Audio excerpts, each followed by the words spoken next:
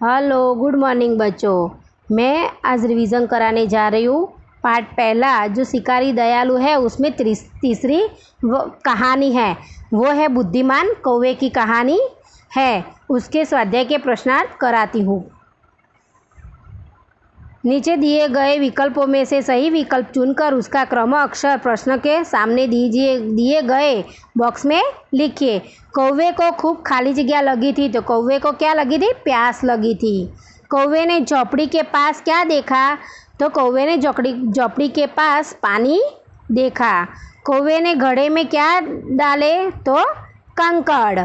कौवा कैसा था? तो बुद्धिमान था। कोष्ठक में उचित शब्द चुनकर रिक्त स्थानों की पूर्ति कीजिए। एक, कौवा खूब खाली जगह था, तो कौवा खूब प्यासा था। कौवे ने इधर उधर पानी की खाली जगह की, तो तलाश की। घड़े में खाली जगह पानी था, तो थोड़ा। कौवे की खाली जगह पानी तक पहुंच नहीं सकी थी, तो चाँच। सही वाक्यांश चुनकर विधानों को पूर्ण कीजिए। कौवे ने पानी की तलाश की क्योंकि उसने अपनी चोंच साफ करनी थी, उसे स्नान करना था, कि उसे खूब प्यास लगी थी। तो सही आंसर है उसे खूब प्यास लगी थी। उड़ते उड़ते कौवा खाली जगह एक मकान की छत पर आया, एक झोपड़ी के पास पहुंचा, कि एक पेड़ की डाल पर बैठा। तो सही आंसर है एक झोपड़ी के पास पहुंचा। कौवे की चोंच पानी तक पहुंच नहीं सकी क्योंकि घड़े में पानी बहुत नीचे था। घड़ा बहुत नीचे था, कि कौवा बहुत ऊपर बैठा था, तो घड़े में पानी बहुत नीचे था। कौवे ने घड़े में कंकड़ डाले क्योंकि उसे घड़े का पानी साफ करना था, उसे कंकड़ों को धोना था, कि उसे नीचे का पानी ऊपर लाना था। तो उसका सही जवाब है उसे नीचे का पानी ऊपर लाना था। निम्नलिखित प्रश्नों के एक एक वाक्य में उत्तर दीजिए। कौवे ने पानी की तलाश क्यों की? तो उसे बहुत प्यास लगी थी। कौवा घड़े का पानी क्यों नहीं पी सका? क्योंकि घड़े में पानी बहुत कम था, बहुत नीचे था, इसलिए। कौवे ने घड़े के आसपास क्या देखे? तो कौवे ने घड़े के आसपास कंकड़ देखे। घड़े में कंकड़ डालने पर क्या हुआ? तो घड़े में कंकड़ डालने पर पानी ऊपर आया। कौवे ने अपनी प्यास कैसे बुझाई? तो कौवे ने घड़े में पानी कम था, तो उसने आजू बाजू में से कंकड़ उठा के वो घड़े में डाले, तो पानी ऊपर आया और कौवे ने अपनी प्यास बुझाई। कौवे ने घड़े का पानी पीने के लिए क्या युक्ति की? तो उसने आजू बाजू में देखे, तो उसको क्या दिखाई दिया? कंकड़ दिखाई दिए, तो उसने वो कंकड़ वो घड़े में डाला, तो कंकड़ डालने से पानी ऊपर आया और वो पानी पी सका। ये युक्ति उसने की। अब उसमें है कहानी चौथी, कौवा और लोमड़ी।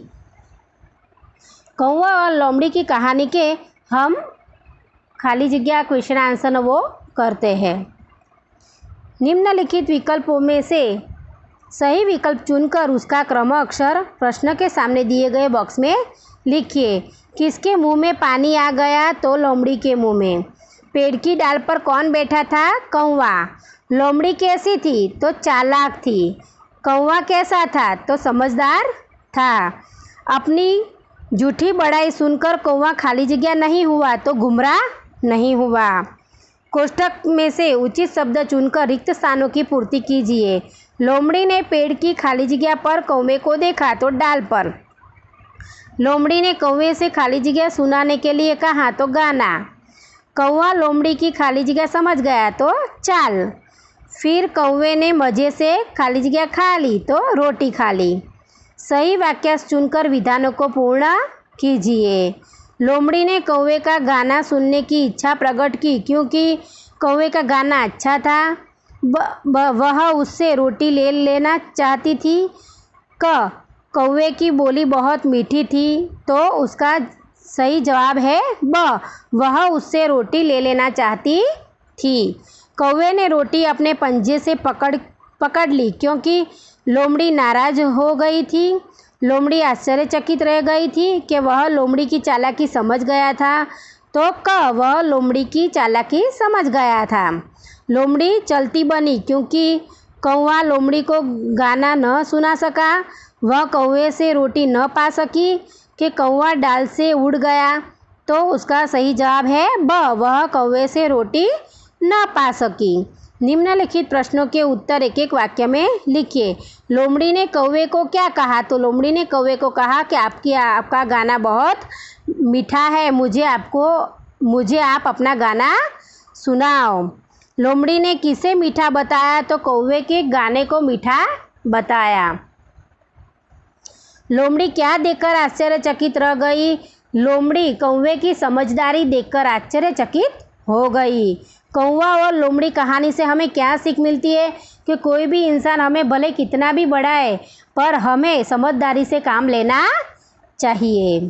निम्नलिखित प्रत्येक वर्ण से शुरू होने वाले 5-5 शब्द बनाइए। जैसे कि यहाँ पे है ट, तो ट पे से क्या बना सकते हैं? टकसाल, टका, टखना, टमट, टमटम, टूल। यहाँ है ड, डकार, डकेट, डग, डमडम, डमरू। ऐसे आप इस म, ध, भ, न, इन सबके आप ऐसे शब्द 5-5 शब्द बना सकते हो। निम्नलिखित विरोधार्थी शब्द ध्यान से पढ़िए और उनका वाक्य में प्रयोग कीजिए। दयालु तो निर्दयी, बहुत तो थोड़ा, स्वस्थ तो अस्वस्थ, खुश नाखुश, जन्म मरण, बुराई तो भलाई। इसके वाक्य में प्रयोग करने हैं। दयालु तो मनोज बहुत दयालु लड़का है। निर्दयी शिकारी निर्दयी होते हैं। बहुत तो तुम बहुत थक गए हो। थोड़ा तो अब थोड़ा आराम कर लो। वैसे आपको ये विरोधार्थी शब्द के वाक्य प्रयोग करने हैं। इसमें है नीचे दिए गए शब्द के संज्ञा शब्द रेखांकित कीजिए। इसमें संज्ञा किसकी है, कौन सी है, वो हमको ढूंढनी है। तो संज्ञा यानी कोई भी नाम, वस्तु, प्राणी, व्यक्ति कोई भी हो उसका नाम, तो नाम को हम हिंदी में संज्ञा कहते हैं। तो पूजन की परीक्षा 5 बजे तक चलने वाली थी। तो पूजन और परीक्षा वो दो नाम है, तो वो संज्ञा है। सब अंबाजी जा रहे थे, तो अंबाजी वो एक धाम का नाम है, तो वो संज्ञा है। मुझे गुलाब का फूल पसंद है, तो फूल वो भी संज्ञा है और गुलाब वो भी संज्ञा है। हिमालय की चढ़ाई बहुत कठिन है, तो हिमालय वो भी संज्ञा है और चढ़ना वो भी संज्ञा है। आज बिल्ली सारा दूध पी गई, तो बिल्ली और दूध वो दोनों संज्ञा है। थोड़ी देर बाद उसे राम और श्याम मिले, तो राम और श्याम वो संज्ञा है। तो बच्चों यहाँ पे आपका पहले पाठ की स्वाध्याय पोथी के सारे प्रश्न पूर्ण होते हैं। आप घर पे इसका रिवीजन करना। बाय।